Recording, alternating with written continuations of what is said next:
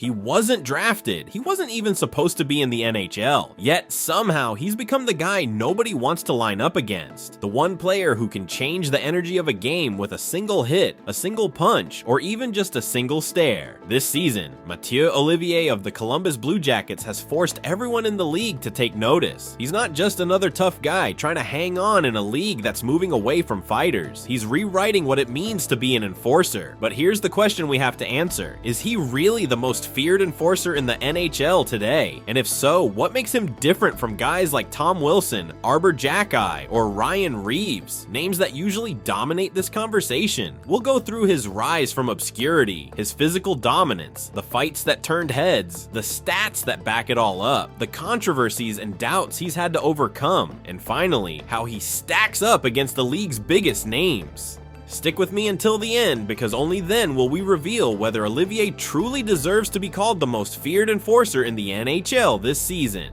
Mathieu Olivier's story doesn't start like most NHL players. Born in Mississippi, yes, you heard that right, Mississippi. Hockey wasn't exactly in the cards. His father, Simon, was a pro player in the ECHL, which meant Mathieu grew up bouncing between hockey towns and unusual places for the sport. But that unusual background only made him hungrier. When his family eventually settled in Quebec, Olivier dove into hockey with the mindset of someone who knew he had to claw for every inch. Still, nothing came easy. He wasn't drafted into the NHL. He wasn't the flashy kid lighting up scoreboards. Instead, he had to figure out a way to stay relevant. And in the brutal world of junior hockey, there was one way to get noticed: drop the gloves. So he did, and the moment Olivier proved he could handle himself in a fight, his career started to change. He wasn't going to make it as a sniper. He wasn't going to make it as a playmaker. But as an enforcer, that he could do. But there was a problem. Fighting alone doesn't keep you in the NHL anymore. Therefore, Olivier needed to evolve. The NHL of today doesn't have much room for one-dimensional fighters. Gone are the days when teams would sign a guy just because he could throw punches. To stick around, you need more.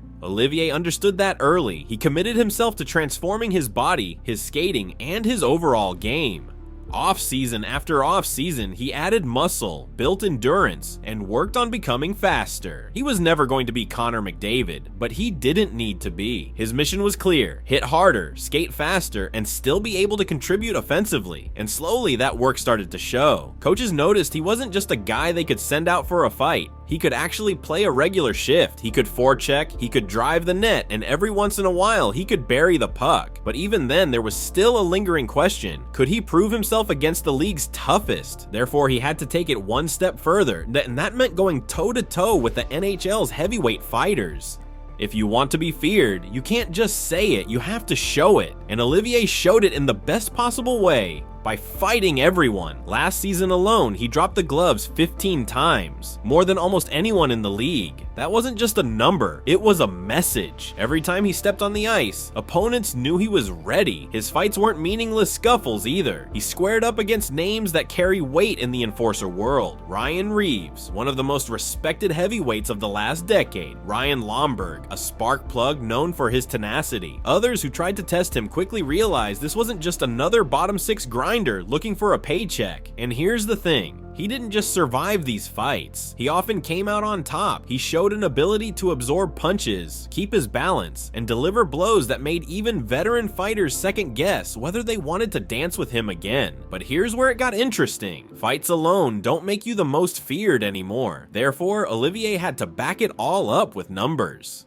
This is where Olivier completely separates himself from the old school enforcers, because unlike the past generation, he's not just fighting, he's producing. In the 2024-25 season, Olivier put up 18 goals and 14 assists for 32 points. That's not superstar territory, but for an enforcer, that's unheard of. Most fighters are lucky to crack double-digit points, let alone push 20 goals. He also racked up 306 hits, shattering a Columbus Blue Jackets record. Add in 130 139 penalty minutes, and you get a statistical profile that almost nobody else in the league can match. To put it into perspective, only 3 players in the entire NHL last year hit 18 goals, 100 penalty minutes, and 200 hits. Tom Wilson did it, Mathieu Tkachuk did it, and Mathieu Olivier joined that elite club. But those numbers alone weren't the whole story, because when you combine them with what Columbus decided to do next, it changed everything. In March 2025, the Columbus Blue Jackets made a bold move. They signed Olivier to a 6-year, $18 million contract extension. For a player who wasn't even drafted, this was validation of everything he had worked for. Columbus didn't just see him as a fighter, they saw him as part of their future, a guy who could protect their young stars, set the tone physically, and chip in offensively. And they weren't the only ones who noticed. Before he re-signed, there were whispers around the league. Dallas had serious interest in prying him away. That's how valuable he had become. The contract told the rest of the NHL exactly what Columbus already knew. Olivier wasn't just here to survive, he was here to stay. But as always in hockey, success brings challenges. Therefore, the spotlight on Olivier only grew brighter, and so did the pressure.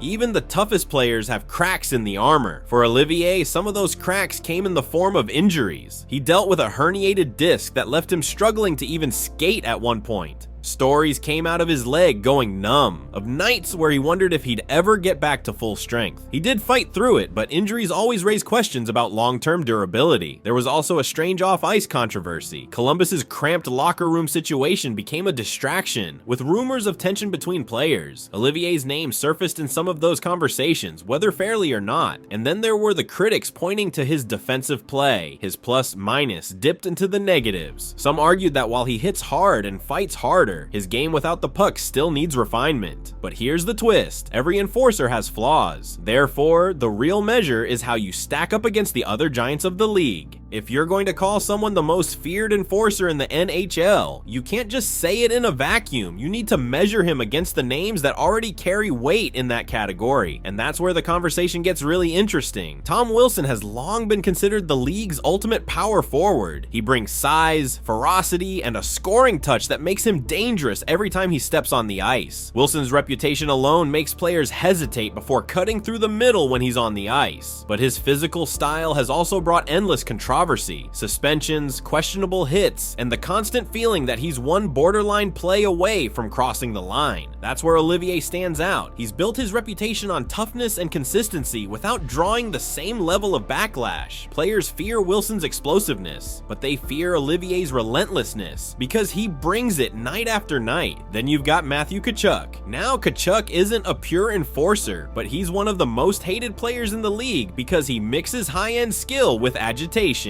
He'll score on you, chirp you, and if pushed, he'll fight you too. But here's the catch: Tkachuk doesn't need to fight as often anymore, and in some ways that makes him less feared in the traditional sense. Teams prepare for his scoring, not his fists. Olivier, on the other hand, still drops the gloves regularly and makes it part of his identity. Ryan Reaves is another staple of this conversation. For a decade, he's been the measuring stick for enforcers. If you could handle Reaves, you could handle anyone. But at 37 years old, Reaves isn't the same threat he once was. He can still drop someone with a single punch, but his role is shrinking, and his offensive impact is almost non-existent. Olivier has essentially taken that torch and modernized it. Same fear factor, but with added scoring and endurance. And now, you have to bring up Arber Xhekaj, the young defenseman in Montreal known as the Sheriff. Xhekaj has already built a reputation as one of the toughest pound-for-pound fighters in the league. He's fearless, he doesn't care who the opponent is, and his rise has been incredibly fast. Players know that if you mess with a Canadian star, Xhekaj is coming for you. But here's the difference: Xhekaj is still developing his game, and while his physicality is elite, he hasn't proven the same level of durability or offensive consistency that Olivier showed this past season. In a lot of ways, Olivier represents the present of NHL enforcers, while Xhekaj is a glimpse of the future. That's the beauty of where Olivier stands right now.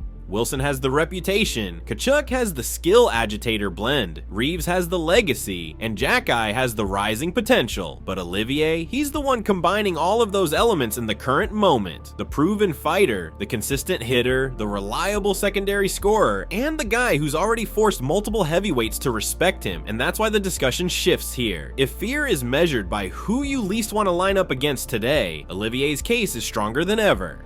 So, is Mathieu Olivier the most feared enforcer in the NHL this season? The answer is yes, and it's not just because he fights more than anyone, it's because he's redefined what an enforcer can be in 2025. He's durable, he's productive, he's physical, and he's relentless. He's proven himself against the league's toughest shattered records in Columbus, earned a long-term contract, and silenced the doubters who thought he'd never make it. In a league that's moving away from pure fighters, Olivier has carved out a unique role, one that blends the old school grit with new school production, and that combination makes him the guy nobody wants to face. Now the question is, do you agree? Is Mathieu Olivier truly the most feared enforcer in the NHL this season, or does someone else deserve the crown? Drop your thoughts in the comments, hit that like button if you enjoyed the breakdown, and don't forget to subscribe for more stories like this, because the NHL is full of surprises and you won't want to miss what comes next.